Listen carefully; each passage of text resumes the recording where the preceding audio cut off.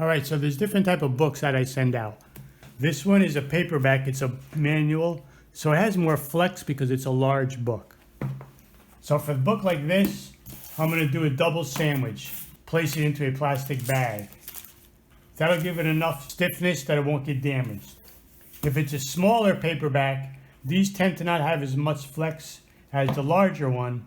So this, something like this, I would just do one side and then put it in like a small bubble mailer like this. And that would keep it protected. If it was a hardcover book, so like this, really wouldn't be damaged. So that would just go into a bubble mailer like this. Then I would fold it over, packed like that. It would be nice and secure. So for today's book, the one I'm sending out this morning is this larger paperback. So it has a lot of flex. So I'm going to make a double-sided sandwich. All right, so I got it inside my suffocation bag, protective poly bag. I do put the cardboard inside the bag. It's just easier, and sometimes wedging the cardboard, then the book, another cardboard into the bag can be a pain in the butt. So all into the bag, and then this one's going into my larger padded bubble envelope from eBay. Fits perfectly, right in. Seal it up and it's good to go. You'll see there's just a little flex. I mean, if you wanted to, yeah, you could bend it, but that'd be perfectly fine, and this would be going out media mail. So in my last vlog, which would have been number 32, I had shown a Tumi bag that I purchased, and it had a luggage tag on it. And I had talked about how to maximize profit with those by removing the luggage tag and selling them separately.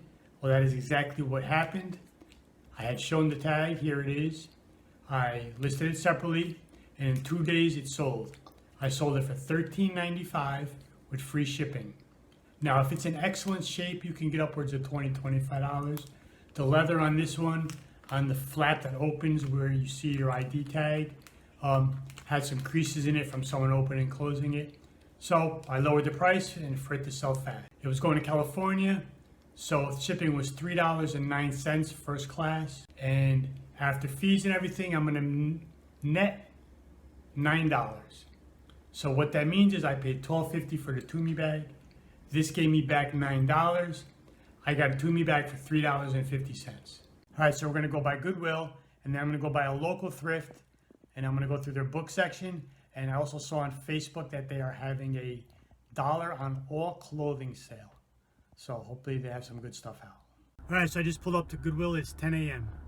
Before I go in, I just want to give a little shout out. If you don't know Josh from HairyTornado, last week I did a live interview on his channel. So down below in the description box, I'm going to put a link to it. So please, if you haven't seen it, go check it out. I think it came out pretty good. If you're not subscribed to him when you go watch that video, please subscribe to his channel and put a comment on that video that, you know, you just subbed to him and I sent you over. So thanks. Now let's go find that money. Didn't find anything in the buckets. Now it's time to go check the bags. This section is back to being a mess. Stuff just thrown everywhere.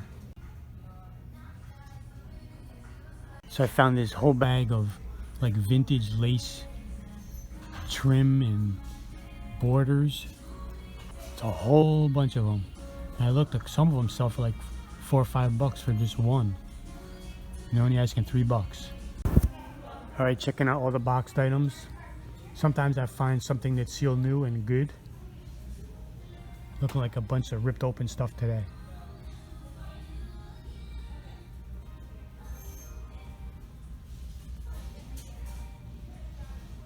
Electronics department is hurting. A few DVD players, bunch of randomness. Wall mount phone, touch tone, asking $10, but it's not vintage, it's new. All right, it's September, and the winter jacket aisle and sweaters is packed. Time to start listing that kind of stuff.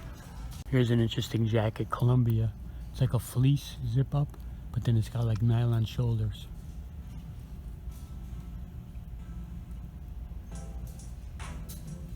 I thought I found a few good things, but just not enough profit. A few t-shirts that look nice, but you know, only for a couple bucks. I'm not gonna make any money.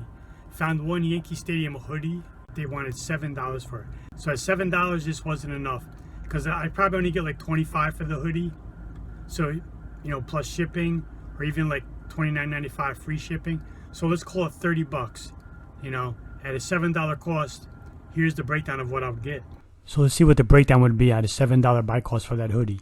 So let's say total sale price would be $30. We multiply that by 0.865, and that's going to give us our after fees net of $25.95. Then if we take away $7.33 for a padded flat rate envelope, and it leaves us with $18.62 minus the $7 buy cost, it's only $11.62 profit. All right, just pulled up to the next spot, my local thrift. Go check out the books, and they got that dollar clothing sale.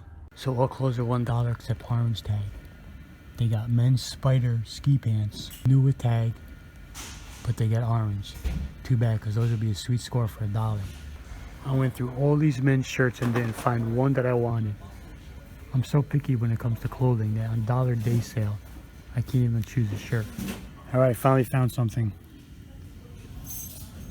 They're AG jeans, Adriano Goldschmied, very good brand. Okay, here's another good brand to look for. Look that brand up. All right, I'm very picky with the clothes, so I only got a few and a couple of books. All right, so I didn't kill it. You know, you would think if all clothing was $1, I would have came out with a huge haul. But I'm very picky with the clothing. The pants I did get all are great brands and good sellers. So I got those. So let's go home and we'll go through what we got. I did end up buying this package of like lace ends and tape and seams or whatever it is. I'm gonna open up and really get more specific, but it was $3. All right, so all in all, there's 29 packs unopened. Then there's a bunch of these that are opened. We got seam binding, different brands, quilt binding, hem facing. Then we got these rickrack, pebble braid, bias tape. All right, so I photograph everything right away when I bring it home. So I decided to do 3 different bundles. The bias tape, just 4 packs of them, and then 18 packs of seam binding and hem binding, all this miscellaneous stuff. And then I'm gonna put all the lace together, which is a combination of all the different stuff. All right, so I got this Tommy Bahama shirt, as well. But this checks all the boxes when it comes to Tommy Bahama. 100% silk, got the nice wooden buttons. It's a good color. It's kind of like a dark salmon, I would say. And it's got a great pattern. And it's an extra large. So it checks all the boxes when it comes to Tommy Bahama. And they're not as great sellers as they used to be. So probably only in the mid-20s. And I paid $4. All right, so at that one store, I got 8 books. That's probably my best book spot that I go to. So I got 8 books, and they scanned it with a profit of about $160 to $170. Let me show you a couple of what topics they are. Then I'll show you the 2 best ones. All right, we have a couple of automotive diagnostic electrical books from like the 80s. This one sells for 20 bucks, so give me like a $9 to $10 profit.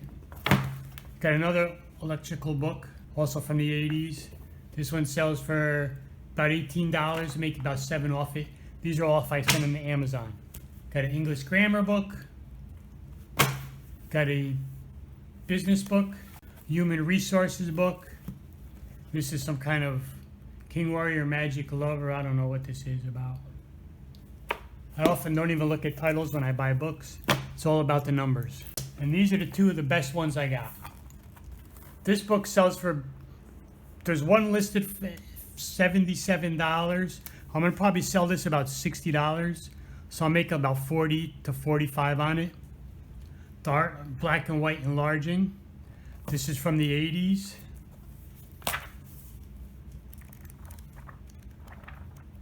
Excellent condition.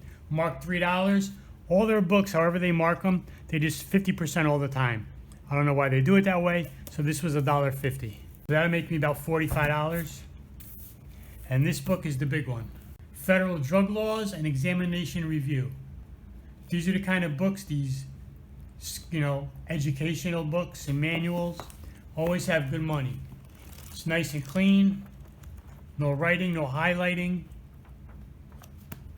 And this book sells for $99. Should make about $75 on it. and I paid $2. Here's the scan on this one and this one.